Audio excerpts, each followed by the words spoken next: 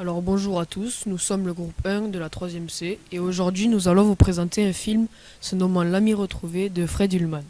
On va vous raconter d'abord le résumé, puis le passé de Hans, la montée du nazisme, puis le groupe contre l'individu. Je passe le micro à Noah qui va vous résumer le film. L'histoire commence en Allemagne vers les années 1930, où on entend parler du nazisme dans la ville de Stuttgart. Hans est le narrateur, c'est un adulte qui raconte sa jeunesse quand il était au lycée à l'âge de 16 ans. La famille de Hans est juive et elle est installée à Stuttgart depuis des générations. Hans est au lycée sans amis jusqu'au jour où un nouvel élève arriva, il s'appelle Konrad. Konrad est un aristocrate issu d'une grande famille dont le nom est connu depuis des siècles. À ce titre, ses camarades l'envient et le respectent. Konrad est un élève studieux, discret et habillé avec une élégance. Il ne cherche pas à se montrer ni à embêter ses camarades. Hans et Konrad commencent à sympathiser et deviennent meilleurs amis. Mais arrivé au bout d'un certain temps, il commence à y avoir une distance entre les deux meilleurs amis, car Konrad adhère aux nouvelles idées du dictateur Adolf Hitler et Hans est juif. La mère de Konrad ignore Hans parce qu'elle est antisémite. Un nouveau professeur d'histoire arrive au lycée et tout bascula. Il fait rentrer la propagande du nazisme par ses cours et imposa le salut nazi obligatoire à l'entrée du lycée. Hans se fait rejeter car il ne respecte pas les règles du nazisme et en plus de ça il est juif. Les parents de Hans, voyant le conflit hitlérien prendre une ampleur, décident d'envoyer Hans en Amérique pour continuer ses études et en plus de ça il y a le conflit allemand-juif. 30 ans plus tard, Hans, qui avait changé de prénom pour maintenant s'appeler Henri, revient en Allemagne pour essayer de retrouver son ancien meilleur ami, Konrad. Henri commença à aller vers l'ancienne maison de Konrad. Et il s'aperçoit que son ancienne maison est devenue un cabinet d'avocats.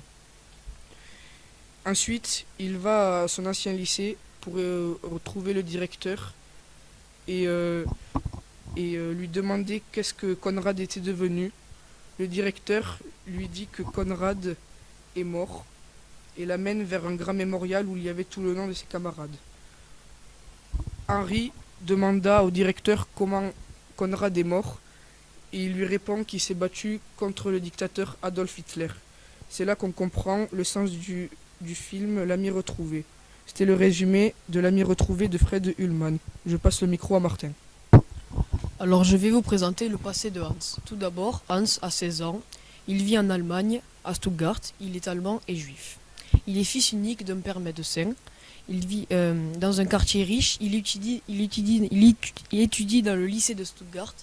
Dans ce lycée, il n'a pas d'amis et se fait harceler car il est juif. Jusqu'à que Konrad arrive dans sa classe. C'est un enfant qui appartient à une famille noble et puissante. Konrad était l'ami idéal aux yeux de Hans. Au début, il n'osait pas l'approcher, mais peu à peu, une amitié très forte se tisse entre les deux. Konrad alla souvent chez Hans. Son introduction dans sa famille se passa très bien. Ensuite, Konrad invita Hans chez lui, mais à chaque fois qu'il y allait, il n'y avait pas ses parents. Hans comprit que la mère de Konrad aimait Hitler car il y avait une photo dans la chambre. Un soir, Hans alla à l'opéra avec sa mère, où là-bas, il y avait Konrad et sa mère. Konrad évita toute la soirée Hans. Le lendemain, Konrad essaie d'expliquer le refus de sa mère d'accepter Hans comme ami de son fils, car il est juif. Hans ne comprend pas, et malgré toutes ces explications, Hans et Konrad ne se comprennent pas. Leur relation commença à se dégrader peu à peu, lorsque Hitler gagne la ville de Stuttgart, ce qui éloigna de plus en plus Hans et Konrad. Konrad, lui qui était en admiration devant Hitler et ses camarades de classe. Les parents de Hans comprenaient les problèmes qu'il devait avoir au lycée à cause de la guerre. Alors, il décide de l'envoyer en Amérique. Avant de partir, Konrad lui envoie une lettre où dedans, il dit qu'il admire Hitler, mais qu'il ne l'oubliera jamais. Nous pouvons remarquer que Hans subit de l'antisémitisme et cela est très dur à vivre et explique son passé hanté. Je passe le micro à Noah. Dans le film, on peut voir une montée du nazisme et de l'antisémisme. En ville, de plus en plus de défilés des SA, soldats allemands, ont lieu et sont soutenus par les Allemands avec le salut nazi. La propagande joue un rôle très important dans la montée du nazisme, comme dans le film où un homme donne des affiches où Hitler est en premier plan pour lui faire de la pub. Tous les Allemands commencent à voir que Hitler est la seule chance de faire revivre le pays, comme Conrad et ses parents, où ils rejettent les juifs et donc deviennent antisémites. Je passe le micro à Baptiste. Je vais vous expliquer qu'est-ce que c'est le groupe contre l'individu. Les relations entre un groupe et l'individu sont multiples, mais basées sur un système d'échange et de partage.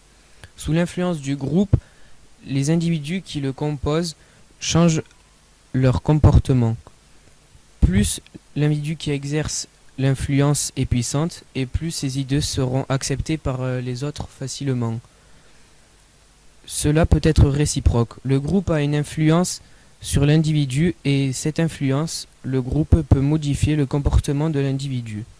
Un groupe dont la cohésion est forte peut mettre en œuvre du confort.